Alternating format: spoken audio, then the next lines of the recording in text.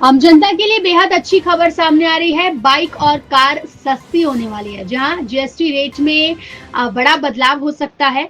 नए कार और बाइक खरीदारों के लिए बड़ी राहत मिलने की संभावना है। इस बार स्वतंत्रता दिवस के मौके पर प्रधानमंत्री नरेंद्र मोदी ने लाल किले से नए जीएसटी रिफॉर्म का ऐलान किया था।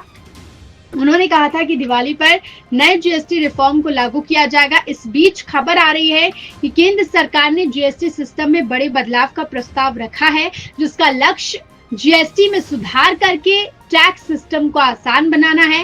इस बदलाव से कार, खासकर छोटी कारें खरीदने के इच्छुक लोगों को राहत मिलने की संभावना है। एक रिपोर्ट के मुताबिक सरकार छोटी और बड़ी कारों के लिए टैक्स रेट्स में अंतर करने पर विचार कर रही है। रिपोर्ट्स में सूत्रों के हवाले से कहा गया है कि छोटी कारें, जिन पर वर्तमान में 28% जीएसटी और 1 से 3% की शेष दरें लागू होती है, नए बदलाव के बाद ये 18% टैक्स स्लैब में आ सकती है।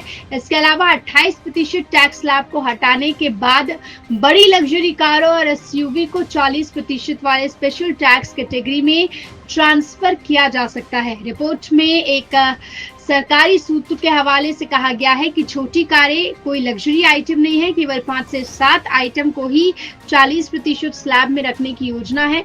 मौजूदा समय में एंट्री लेवल हैचबैक, छोटी सेडान और मिनी एसयूवी सहित छोटी कारों पर 28% जीएसटी के साथ साथ उन पर 1% पेट्रोल और 3% डीजल का सेस भी लगता है।